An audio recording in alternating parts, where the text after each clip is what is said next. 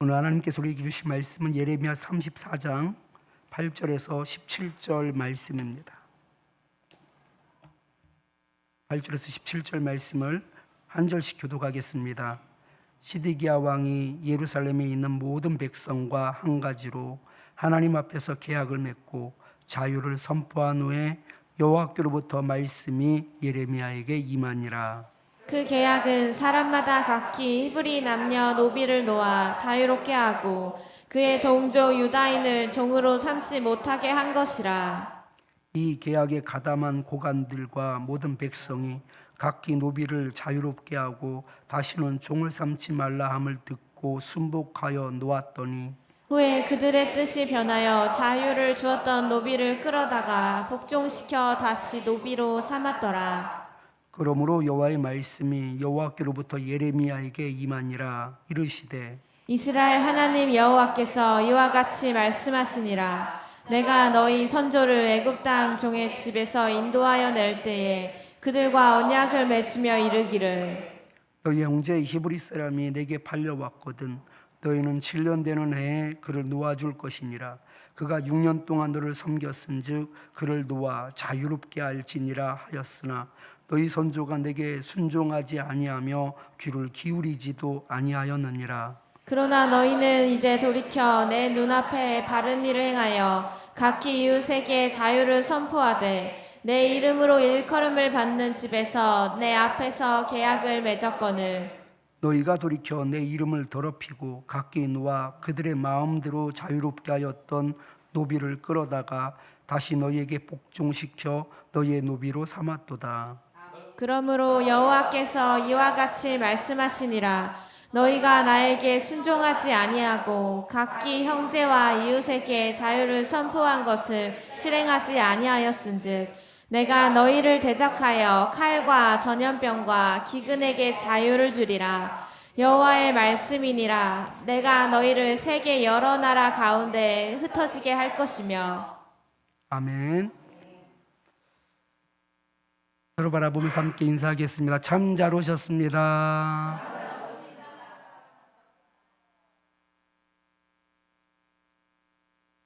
숨겨진 계산. 숨겨진 계산이라는 말씀의 제목을 가지고 함께 은혜를 나누겠습니다. 얼마 전 한 여행 유튜버가 올린 영상이 뉴스에 보도되면서 큰 화제가 됐습니다. 그 유튜버가 러시아를 여행하게 되었는데 한 식당에 들어가서 음식을 주문하려고 그 메뉴판을 보고 있었습니다. 그런데 그 뒷좌석에 앉아서 식사하던 손님이 와가지고서 음식을 추천해주고 친절하게 설명을 다 해주는 겁니다. 그리고는 유튜버가 식사를 편안하게 할 수 있도록 의자까지 조정을 해줬습니다. 원래 좀 전에 사진을 보면 원래 의자가 어떻게 되어 있었냐면 벽에 딱 붙어 있었잖아요. 이렇게 앉으면 좀 불편하시다고 하면서 이렇게 하더니 조금 벽에서 좀 띄워준 거예요. 이 유튜버가 어떤 생각이 들었겠어요? 참 친절하다. 이렇게까지 친절하다니. 여행을 하다 보면 이런 사람도 보게 되는구나. 이러면서 식사를 하기 시작했습니다. 그런데 문제는요, 식사를 다 하고 나서 저 옆에 보면 가방이 있잖아요. 가방에서 지갑을 꺼내려고 하는데 지갑이 보이지 않는 거예요. 그래서 유튜버니까 식사를 하는 것도 다 영상으로 기록을 하거든요. 영상을 돌려봤어요. 영상을 돌려봤더니 저 틈 있잖아요. 틈을 벌린 이유가 그 뒷좌석에서 손을 쓱 나오더니 저 가방을 뒤적뒤적 대서 지갑을 가지고 튄 겁니다. 그러니까 자리를 조정해주고 친절을 베풀어줬던 이유가 바로 지갑을 털기 위한 술수였던 것이죠. 세상 참 무섭습니다. 음식을 추천해주고 의자 위치까지 조정해준 이유가 가방을 털기 위한 큰 그림이었던 것입니다. 카드게임 용어 중에 뻥카라는 말이 있습니다. 특히 포커에서 자주 쓰이는 속어인데요. 실제로는 좋은 패가 하나도 없는데도 불구하고 마치 강한 패를 가지고 있는 것처럼 상대방을 속입니다. 그래서 과감하게 배팅을 하는 거예요. 그러면 상대방이 이 과감하게 배팅을 하는 것을 보면서 정말 좋은 패를 가지고 있나 보구나 라고 생각을 하고 결국은 그 패를 던지게 됩니다. 이게 쉬운 게 아니에요. 이 뻥카를 하려면요, 간이 커야지 됩니다. 간만 커서는 안 돼요. 마치 좋은 패를 들고 있는 것처럼 자연스럽게 연기를 해야지 됩니다. 상대방이 의심해서는 안 되거든요. 그러니까 행동까지 완벽해야 합니다. 이처럼 겉으로는 드러난 모습들을 보면 실제 속마음과 큰 차이가 있기도 합니다. 카드게임뿐만이 아니에요.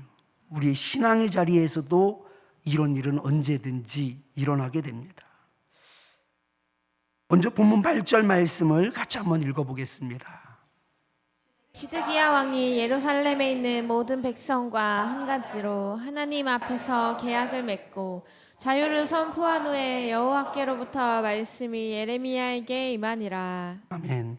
본문은 시드기야 왕이 모든 백성과 함께 하나님 앞에서 계약을 맺었다라고 말씀하고 있습니다. 하나님 앞에서 계약을 맺었다라는 것은 어떤 단순한 인간적인 합의나 어떤 일시적인 결심이 아닌 거예요. 하나님 앞에서 계약을 맺었다라는 것은 반드시 지켜야 할 거룩하고 신성한 약속인 것입니다. 그것도 한순간이 아니라 계속적으로 지켜나가야 될 약속인 것이지요. 하나님의 뜻에 따라서 공동체 전체가 책임을 지고 순종해야지 되는 것입니다. 그 계약의 내용이 본문 9절 말씀입니다. 같이 읽겠습니다. 그 계약은 사람마다 각기 히브리 남녀 노비를 놓아 자유롭게 하고 그의 동족 유다인을 종으로 삼지 못하게 한 것이라. 다시 말해서 시드기야가 하나님 앞에서 백성들과 함께 맺은 이 언약은 어떤 새로운 규칙이나 제도를 만든 것이 아닙니다. 이미 모세의 율법에 기록되어 있었지만 오랫동안 이 말씀이 지켜지지 않았던 겁니다. 그 말씀을 다시 되살리겠다라는 것이죠. 먼저 오늘 14절 말씀에도 있지만 모세의 율법을 어떤 내용이었는지 출애굽기 21장 2절 말씀을 같이 한번 보겠습니다. 내가 히브리 종을 사면 그는 6해 동안 섬길 것이요 7째에는 몸값을 물지 않고 나가 자유인이 될 것이며. 하나님께서는 이스라엘 백성들이 자기 동족을 영원히 종으로 속박하기를 원하지 않았습니다. 자기 백성에게 자유를 주시기를 하나님께서는 원하셨던 것이죠. 그런데 이 말씀이 지켜지지 않았습니다. 고관들과 모든 백성은 한 마음으로 노비를 자유롭게 하자는 계약에 동의하고 각자의 종들을 놓아 주었습니다. 하지만 그들의 결심과 결단은 그리 오래가지 않았습니다. 본문 11절 말씀을 같이 한번 보겠습니다.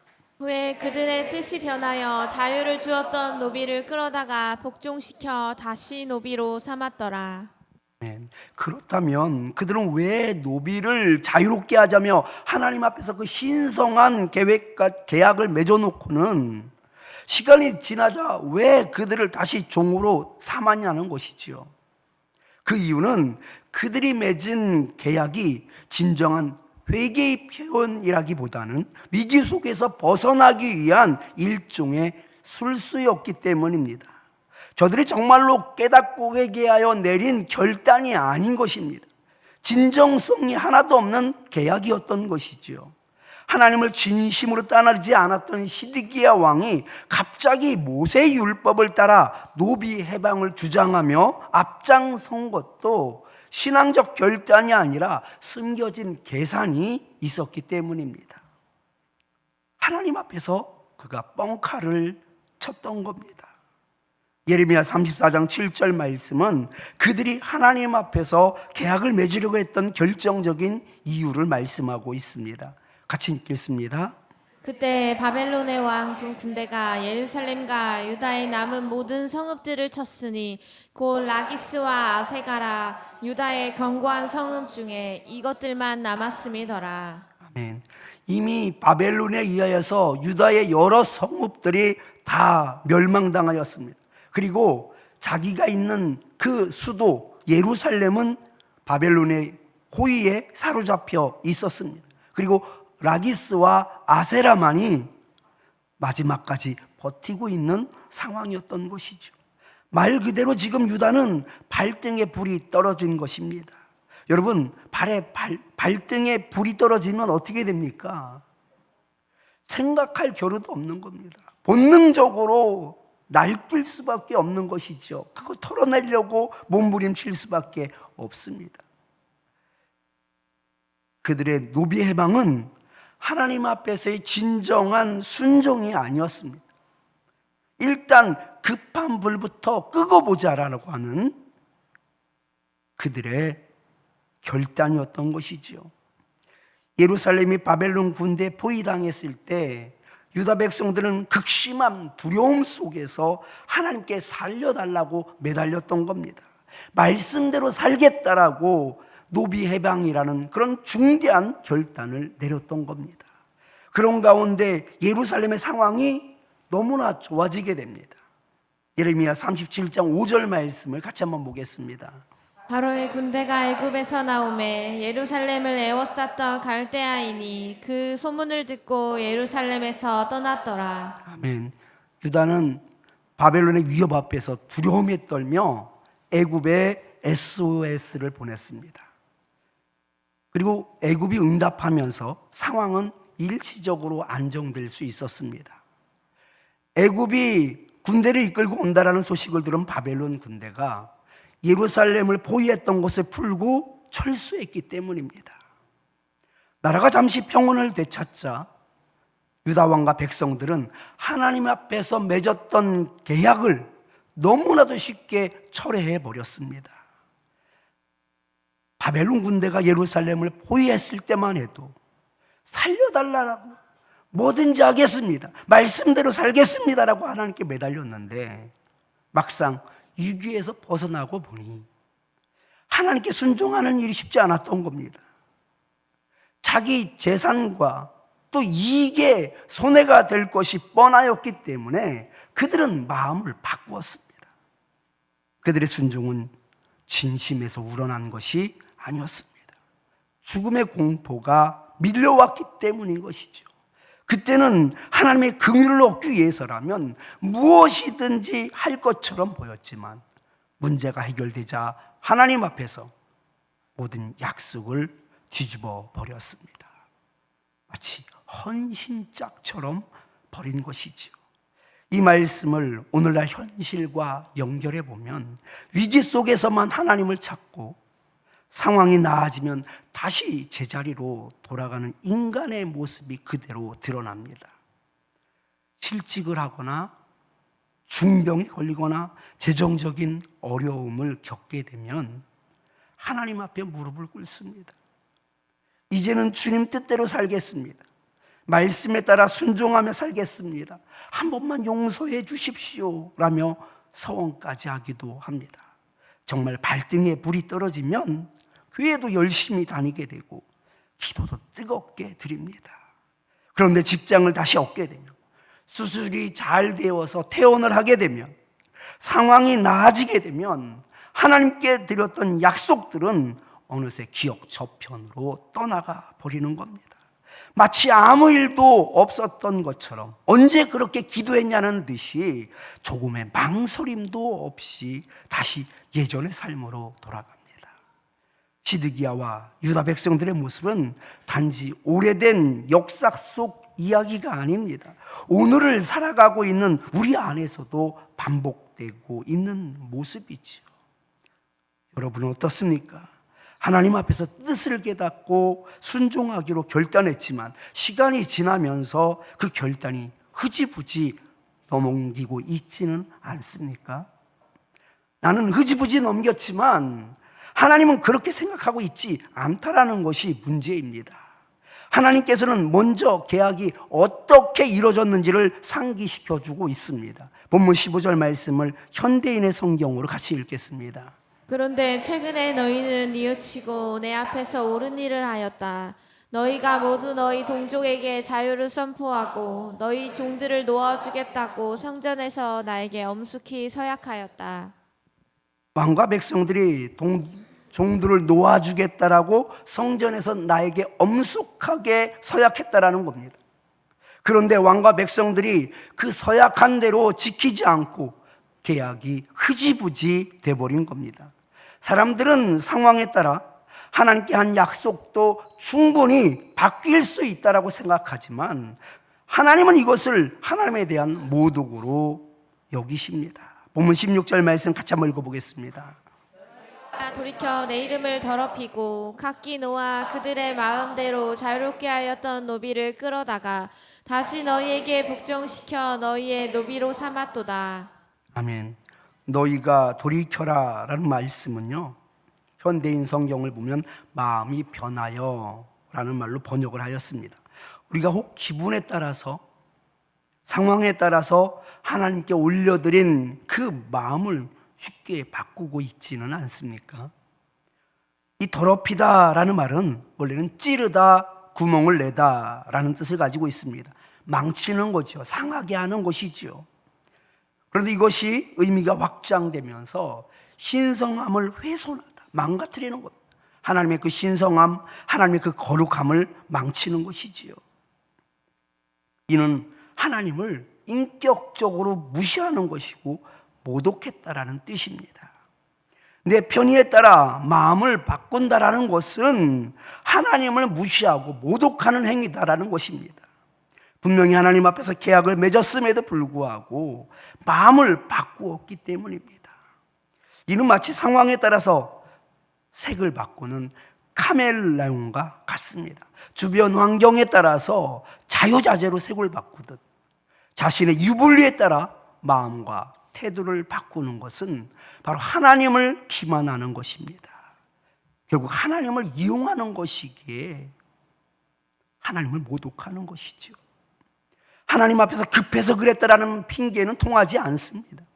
당시 왕과 백성들은 진심으로 하나님을 믿은 것이 아니라 자신들의 살 길이 막혔을 때만 하나님을 찾았던 겁니다. 하나님께서 보시기에도 그들이 자신을 응급처치용 도구처럼 대하고 있다라고 우리 하나님 느끼셨을 것 같습니다. 하나님을 무시하고 모독한 결과는 상상 이상이었습니다. 본문 17절 말씀을 같이 한번 읽겠습니다. 그러므로 여호와께서 이와 같이 말씀하시니라. 너희가 나에게 순종하지 아니하고 각기 형제와 이웃에게 자유를 선포한 것을 실행하지 아니하였은즉 내가 너희를 대적하여 칼과 전염병과 기근에게 자유를 주리라. 여호와의 말씀이니라. 내가 너희를 여러 나라 가운데 흩어지게 할 것이며. 아멘. 왕과 백성을 대적하는 주체가 누구라고 말씀하고 있습니까? 바로 내가 너희들의 대적의 주체가 될 것이다 라고 말씀하십니다. 칼과 전염병과 기근은 성경에서 반복적으로 등장하는 하나님의 심판을 의미합니다. 이는 단순한 재난이 아니라 하나님께서 전쟁과 치명적인 질병과 경제적 붕괴와 같은 도구들을 사용하여서 철저하게 심판하시겠다라는 하나님의 뜻이 담겨져 있습니다. 급박한 상황 속에서 하나님을 찾고 위기가 지나자마자 하나님을 외면하는 태도는 하나님의 능력을 수단으로 삼으려는 계산된 믿음입니다. 그들의 행위는 우리가 상상하는 것보다 훨씬 더 하나님의 마음을 아프게 하였고 분노하게 하는 일이었습니다. 여러분은 혹시 하나님의 마음을 아프게 하고 분노하게 하는 일을 만들고 있지는 않습니까? 아쉬울 때만 하나님을 찾고 문제가 해결이 되면 마음과 태도를 바꾸고 있지는 않습니까? 마음을 바꾸고 태도를 바꾸는 것은 어떤 이유로도 정당화될 수 없습니다. 마음을 바꾸는 순간 하나님을 이용하는 것이 되기 때문입니다. 반대로 사사시대 입다는 전쟁에 나서기 전 하나님께 한 가지 소원을 합니다. 사사기 11장 30절 31절 말씀 같이 읽겠습니다. 그가 여호와께 사언하여 이르되 주께서 과연 암몬 자손을 내 손에 넘겨주시면 내가 암몬 자손에게서 평안히 돌아올 때 누구든지 내 집 문에서 나와서 나를 영접하는 그는 여호와께 돌릴 것이니 내가 그를 번제물로 드리겠나이다 하니라. 아멘. 입다가 어떤 서원을 합니까? 인신제사에 대한 서원을 합니다. 사람을 바치겠다라는 것이죠. 이런 서원을 하게 된 것은 그가 불안했기 때문입니다. 하나님을 불신하였기 때문인 것이죠. 그리고 승리에 대한 절박함이 있었기 때문입니다. 그는 하나님을 온전히 신뢰하지 못했기 때문에 마치 하나님과 거래하듯 서원을 했던 겁니다. 그리고 암몬과의 전쟁을 치른 끝에 결국 승리를 거두었습니다. 그리고 집으로 돌아오게 됩니다. 그런데 그를 가장 먼저 반기던 사람이 다름 아닌 외동딸이었던 것이지요. 아마도 입다는 자신의 종들 중에 한 사람이 나오기를 기대했을 겁니다. 그러나 예상치 못한 상황 앞에서 그는 크게 당황했습니다. 그러나 결국 그는 서원한 대로 딸을 번제로 바치게 됩니다. 그렇다면 하나님께서 입다의 번제를 받기는 하셨을까요? 절대로 받지 않으셨죠. 왜냐하면 하나님께서 인신제사를 아주 가증한 것으로 여기고 계셨는데 어떻게 서원을 했다고 하여서 그 서원을 받으시겠습니까? 입다의 서원이 비극이 된 이유는 그가 하나님을 오해하였기 때문입니다. 하나님께서 받지 않으시는 번제를 그는 인간적인 그 열심과 자기 의로움으로 그 소원을 행하였던 것이지요. 그렇다면 하나님께서 소원을 갚지 않아도 된다라고 말씀해 주셨으면 얼마나 좋았을까. 그러나 하나님은 침묵하십니다. 왜냐하면 인간의 책임을 묻기 위해서였습니다. 서원을 했으니 무조건 지켜야 한다라는 생각은 너무나 1차원적인 생각입니다. 하나님은 제사보다 긍휼을 원하시는 분이십니다. 하나님은 단순한 행위를 묻는 것이 아닙니다. 진정한 순종과 그리고 진정한 마음을 바라보시는 것이죠. 우리가 착각하고 있는 것이 하나 있습니다. 우리는 서원을 율법 차원에서 해석을 하려고 합니다. 그런데 절대로 율법주의적 관점에서 바라보면 안 됩니다.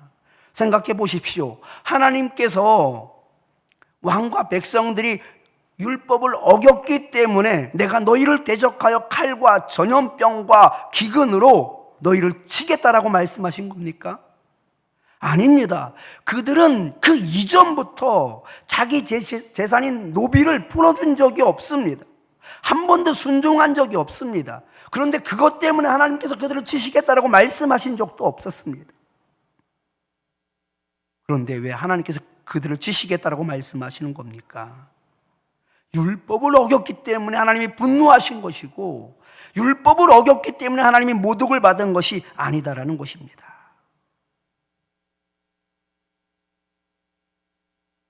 그들은 어려움 가운데 하나님, 제가 이렇게 하겠으니 저희를 살려주십시오. 하나님의 말씀대로 살겠으니 저희들을 살려주십시오 라면서 하나님 앞에서 뻥카를 쳤기 때문입니다. 마음에도 없는 계약을 하나님과 맺어놓고는 상황이 좋아지자 빈대떡 뒤집듯 뒤집어 버린 것입니다. 우리가 반드시 경계해야 할 것은 애초부터 마음이 없으면서도 문제 해결을 위한 수단으로 하나님을 이용하는 태도입니다. 하나님은 인격적인 분이십니다. 그렇기 때문에 그분을 도구처럼 대하려는 태도는 반드시 버려야 합니다. 정말로 힘들고 죽을 것 같은 상황 속에서 하나님께 서원을 했다면 그 서원을 힘써 지키십시오. 반대로 환난과 관계없이 하나님께서 주신 그 감동으로 인하여 서원을 하는 경우도 있습니다. 그럴지라도 처음 마음이 변하여 그때는 내가 너무 성급했어, 지금은 상황이 여의치 않아 라는 이유로 그 결단을 흐지부지 넘기지 마십시오.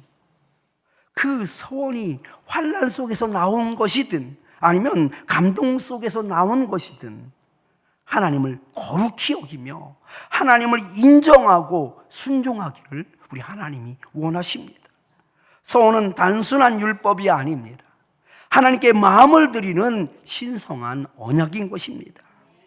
나는 살면서 하나님께 선을 하고도 까맣게 잊고 있는 것이 없는지 지난 날을 돌아보시고 잊고 있었던 서원이 있다면 그것을 다시 회복하는, 하나님을 인정하는 그런 삶을 살 수 있기를 축원합니다.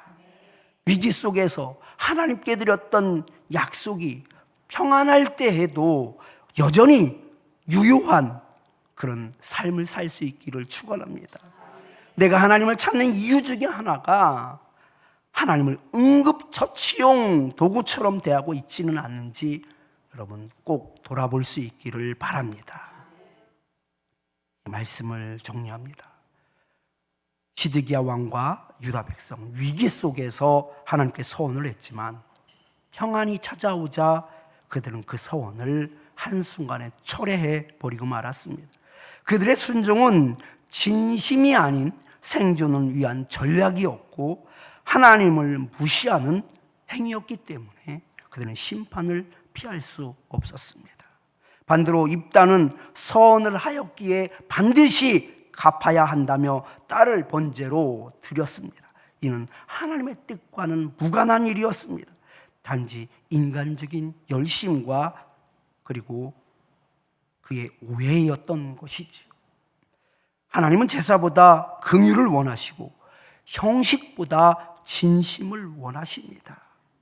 하나님을 단지 문제 해결의 도구로 여기며 상황이 나아지면 그분을 뒤로 미루고 있지는 않는지 여러분 돌아보시고 하나님을 진심으로 진정성 있게 다가갔으면 좋겠습니다. 하나님은 우리가 드린 소원과 결단을 기억하시며 그것이 진심이었는지를 보십니다. 이제는 숨겨진 계산을 가지고 하나님께 나아가는 것이 아니라 신실한 믿음으로 하나님의 마음을 가지고 나아갔으면 좋겠습니다. 위기 속에서 드린 약속이 그래서 평안함 가운데서도 계속적으로 지켜졌으면 좋겠습니다. 그것이 바로 하나님을 인격적으로 대하는 길이며 하나님을 인정하는 삶인 줄 믿으시기 바랍니다. 우리 말씀을 기억하면서 세 가지 기도 제목 가지고 함께 기도하겠습니다. 첫 번째는 위기를 모면하고자 하는 마음에도 없는 거래를 내뱉어 하나님을 모독하는 자가 되지 않게 하옵소서. 당장 발등에 불이 떨어졌다라고 하여서 진정성 없는 말을 하나님께 하지 않았으면 좋겠습니다. 그것을 반드시 지켜야지 된다, 지키지 않아도 된다라는 차원이 아닌 것입니다. 하나님을 인정하느냐 인정하지 않느냐의 차원인 것이지요. 하나님을 모독하느냐 하나님을 거룩히 여기느냐의 차원인 것입니다. 두 번째는 하나님의 말씀을 율법으로 받아 매이지 않게 해달라고 기도하겠습니다. 서원은 율법에 매이는 것이 아닙니다. 서원을 하는 것은 하나님의 마음을 받아 하나님께 감동되어 순종하는 것입니다. 그래서 이 서원이 율법이 되어 우리 삶을 갉아먹는 그런 목줄이 되지 않게 해달라고, 하나님의 마음으로 받아 자유함 가운데 순종하는 자들이 되게 해달라고 기도하겠습니다. 세 번째는 상황에 따라 마음을 바꾸는 자가 아니라 어떤 환경에서도 하나님을 인격적으로 존중하고 따르는 자가 되게 해달라고 기도하겠습니다. 이 시간 우리 주여 한번 부르시고 기도하겠습니다. 주여, 하나님 아버지, 저희들이 하나님 아버지 문제를 해결하는 도구로 바라보고 있지는 않았는지, 진정성이 하나도 없는 상황 가운데서 문제를 해결하고자 하나님을 이용한 적은 없는지 돌아볼 수 있게 하여 주시옵소서. 마음은 하나도 없으면서도 하나님을 대하여 뻥카를 치고 있지는 않았는지 돌아볼 수 있게 하여 주시옵소서. 마음에도 없는 거래를 내뱉어 하나님을 모독하고 있지는 않았는지 돌아볼 수 있게 하여 주시옵소서. 하나님 아버지, 저희들이 진정성 있게 하나님께 나아가기를 원합니다. 무엇을 얻기 위하여, 이득을 취하기 위하여 하나님을 만나는 자가 되지 않게 하여 주시옵소서. 숨겨진 계산을 가지고 하나님께 나아가는 자가 되지 않게 하여 주시옵소서. 하나님, 무엇보다도 하나님의 말씀이 우리로 옥죄는 율법이 되지 않게 하여 주시옵소서. 율법을 따라 살아가는 그런 불쌍한 존재가 되지 않게 하여 주시옵소서. 오직 하나님의 말씀이 우리에게 감동으로 다가올 수 있게 하여 주시옵소서.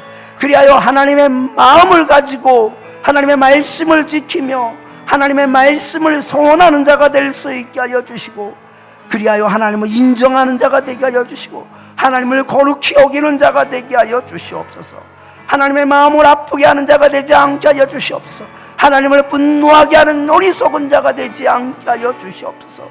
상황에 따라 마음을 바꾸는 어리석은 자가 되지 않게 하여 주시옵소서. 어떠한 환경에서도 그것이 하나님의 마음이기에, 그것이 하나님의 뜻이기에 그 말씀을 지켜나아가 하나님을 인격적으로 존중하는 자가 될 수 있게 하여 주시옵소서.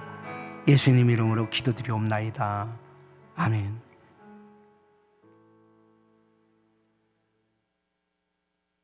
마음이 급하여서 지금 처한 위기를 어떻게 해서든지 벗어나기 위하여서 마음에도 없는 거래를 하나님과 하여 하나님을 모독하고 하나님을 무시하며 하나님의 마음을 아프게 하며 하나님을 분노하게 한 일이 없는지 돌아보게 하여 주시옵소서.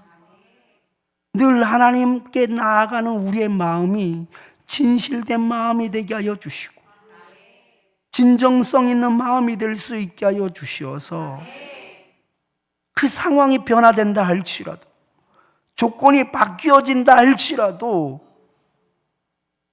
우리가 하나님께 드린 그 마음이 변하지 않게 하여 주시옵소서. 그리하여 하나님을 인정하는 자가 되게 하여 주시고 하나님을 거룩히 여기는 자가 되게 하여 주시옵소서.